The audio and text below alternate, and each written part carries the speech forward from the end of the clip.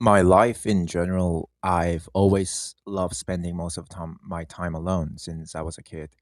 I was watching Ninjago, playing with Lego, reading books, not the fairy tale kind of books, but stuff I actually found interesting and fun.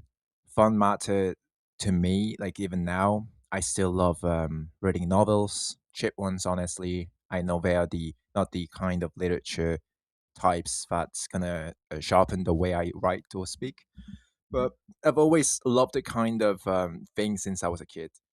Right now, the activities just have shifted. Lego turned into piano, I guess, like working out, going to the gym, but like notice they're all still solitary. Same with YouTube and same with studying anything that I do on daily basis.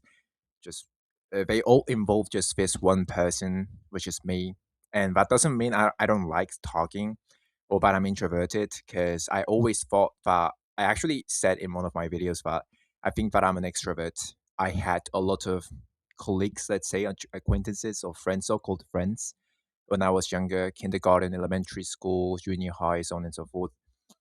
Um, I lived in Monterrey, Mexico, if you guys wonder. I don't know, like, and party culture is a huge thing there. I got invited a bunch of times and I kept turning down. Eventually, they stopped inviting me. Obviously, it's not the but everyone like hated me. It just stopped happening. Maybe it was that I didn't drink alcohol. Like maybe it was a language barrier or something, But I really don't I didn't understand back in the days. Like I thought it was something normal. Like since I kept turning it down, like they just got kind of tired. Like maybe they thought that he's just gonna turn it down again. So I guess that's just how it works. But like, here's the main thing. What I want to tell you in this video is that doing alone is just a lot more effective, but also at the same time, it's a lot more dangerous. There's a saying that if you want to do it long enough, and you should have a partner. You should do it together. If you want to do it fast, then do it alone.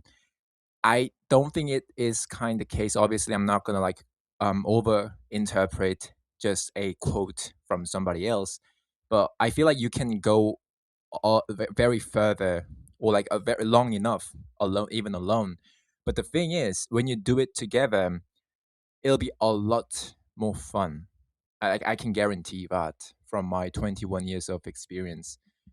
Doing alone feels effective and efficient, but it requires more sacrifice since you are kind of into the zone every single time. Since you have no interruptions and no interventions, it's just you and you alone. So every single time you even have like slightest problems or issues, all you can do is search, like just finding an objective answer for the situation, and it's extremely difficult to be kind of feel, okay, I'll say feel, because there are lots of like people who can do it very easily, but I feel like it's a lot difficult for a person to 100% be sure, it's like certain about one thing that they are going through if they are doing it alone, even though they are doing technically the same thing. One person with just a single person more, like a friend, let's say a partner of doing the project, when they like these two people are heading to the same goal with the same idea, then it gets a lot simpler. And even when it fails, you kind of tend to, okay, like because we are a team and we decided on this together and we're gonna solve this together, so that you got kind of this sort of power inside you. Like it doesn't feel as bad as it would be if you were doing it alone. I feel like it's all comes down to like feelings instead of actually being practical.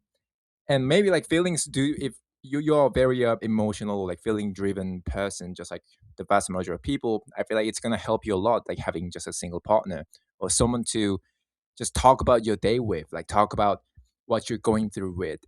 Because it's not the talking, it's not the conversation that's gonna solve the problem. You don't talk with your friends to solve the actual problem. You just tell them to kind of let out, let everything out inside your head, and also listen to yourself, like what you're actually thinking.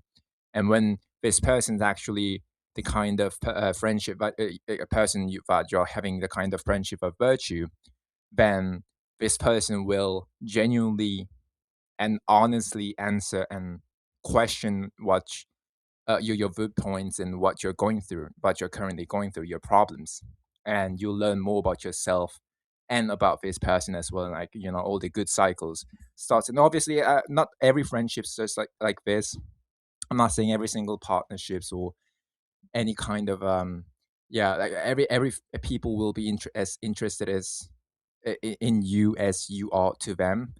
Obviously, that'll never be the case, but I feel like that's like the kind of risk and yeah, risk that you have to take by talking and sharing your things to other person. So at the end of the day, I feel like if like I think you will get to this phase of, oh my god, I love these friends. I need friends to get me to work on something, or I need people around me, kind of thing. And then you go back into like solitary phase, and you kind of balance it out. At the end of the day, you do need people. You realize that we are all social creatures, and you need validations and recognition of about another um actual consciousness to fully develop yours. So you tend to sit in this middle ground, but comfortably, like you understand it well enough that we are all gonna part each other's ways, but you know how to retain the relationship. I think that's what I lack of. I'm also kind of guilty of this, since I can talk really well with other strangers. Let's say if I see one, I can just go up to them and have a short conversation, but I cannot retain the kind of conversation, like friendship. Let's say I've had some friends back in my hometown, Monterrey, Mexico, but like none of them really text me back when I ask something to them. I'm not saying this out of like pity party, I'm just saying this out loud because I feel like it's my problem sometimes. I just didn't care about them at all, and I just reach them out when I'm comfortable. So I'm trying to try more different things in my life as of now, since I have different friends, and there's this one dude that I really like. I mean, as a friend, obviously, and he's a really sweet dude. But also, there's things that we should talk more about religion and things. And it's really nice to have someone who you can talk with. So, yeah, just wanted to share this idea with you guys. But anything will get infinitely easier if you have the right person on the journey with you. But it can also backfire if that person isn't, the kind of person who you need in that journey. Then on that journey, then you're kind of screwed. So maybe doing alone really kind of is the reason why I said it's dangerous. Actually, let me just point this out before ending the video. The reason why I said it's dangerous because since you're the only in charge of this, you're the only person who's in control of your own actions. You tend to forget, like lose a track of time sometimes, because that's what how I felt. Like you feel like you've been doing a lot, but you realize you've only achieved like one, two, and three, and you feel like you've only been procrastinating for like a week, but it's been a fucking month.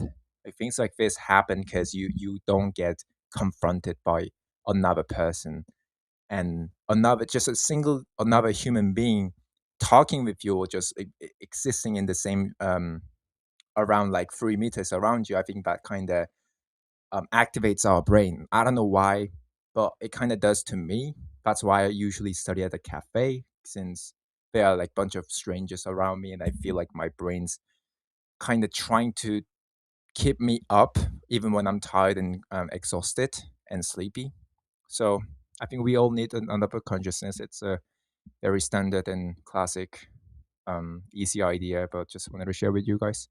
And hope you guys have a great day, and I'll see you guys tomorrow.